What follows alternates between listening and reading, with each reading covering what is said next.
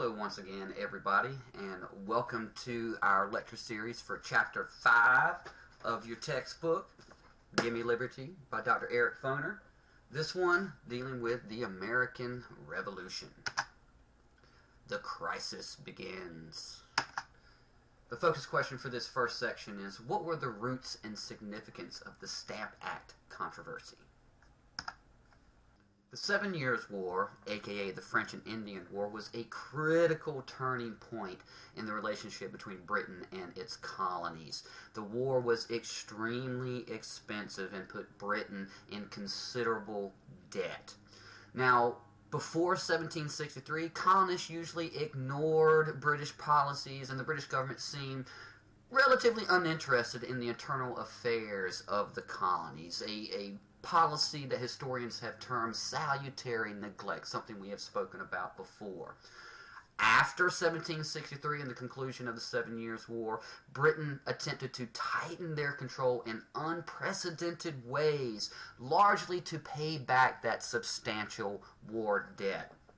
Now, one of the issues at hand, of course, was taxation, and another issue at hand, of course, was representation. The colonies had no representation, or direct representation, as it were, in British Parliament.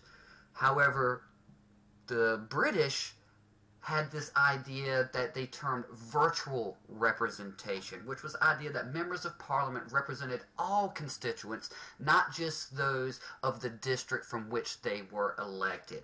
This did not sit well with most of the colonists, who believed in more direct representation, where every district should have a representative in Parliament that spoke to their specific needs and desires.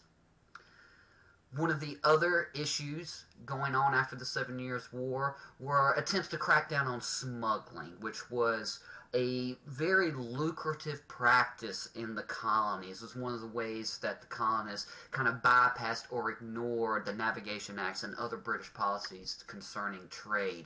The British began issuing what were known as writs of assistance, which were basically search warrants or something similar to that nature that allowed them to crack down more on on the smuggling operations going on. Another issue of importance that raised the ire of the colonists against the British government was the Proclamation of 1763, which we discussed briefly at the end of the last lecture series. This was the attempt by the British government to prevent further settlement by the colonists beyond the Appalachian Mountains.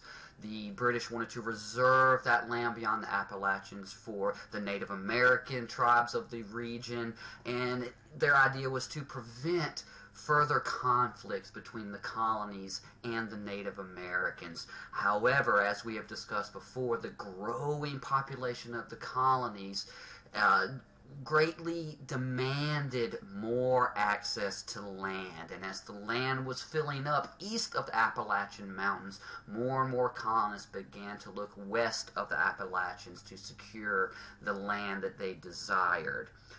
This was a problem, and many colonists simply ignored that proclamation of 1763 and continued to go beyond the Appalachians and settle in those regions the British had reserved for Native Americans.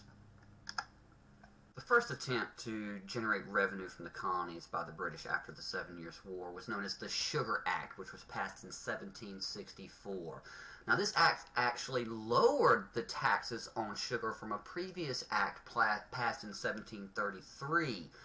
But that act had been largely ignored or bypassed by the colonists, so very little revenue was actually generated by that initial act in 1733. The Sugar Act decreased the tax on molasses and other sugar products by half, but it increased the machinery to actually enforce those acts. And the British hoped by doing this they could actually collect some of those taxes that they had not been able to collect before.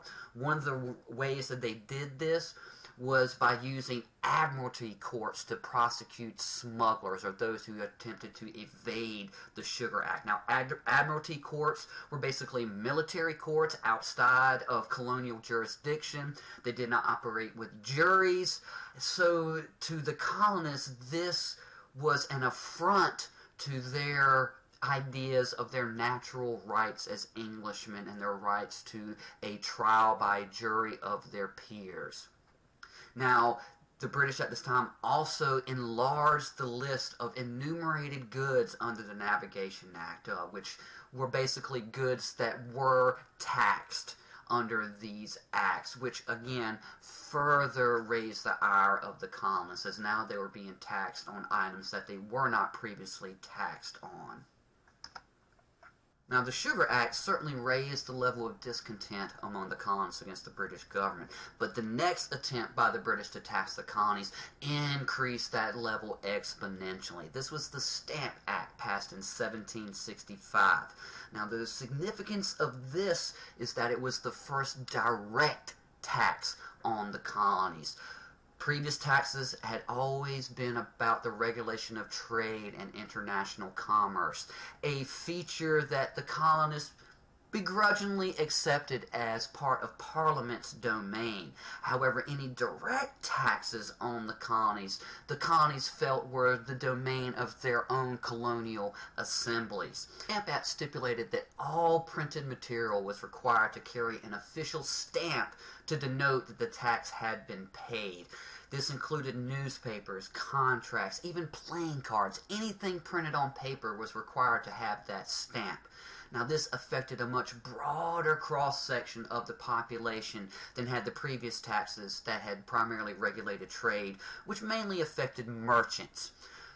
This act also directly challenged colonial elites who controlled colonial revenues through the colonial assemblies. They felt that much of their power and authority was being usurped by the British government by imposing this direct tax on the colonists.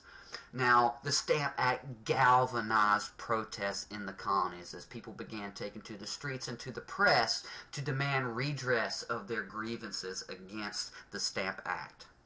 At the core of the disagreements between Britain and its colonies over these taxes was a fundamental difference of opinion over the nature of the relationship between Britain and its colonies. The colonies saw the empire as an association of equals.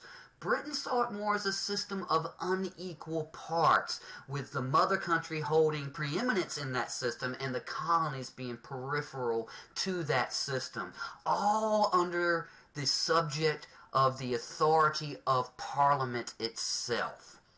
In response to the Stamp Act, the colonies got together in what was known as the Stamp Act Congress. Now, this was the first intercolonial attempt to cooperate in opposition to British government. Now, during the 7 Years' War, the Albany Congress had brought the colonies together in a mutual defense agreement, so that was the first time the colonies had tried to work together. The Stamp Act Congress was the first time they worked together in direct opposition to the British. Now, the Stamp Act Congress affirmed the colonies' allegiance to the Crown, but called for the Stamp Act to be repealed.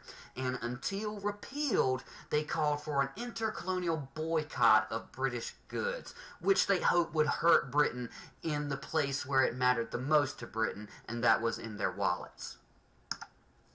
Resistance to the Stamp Act emerged very quickly.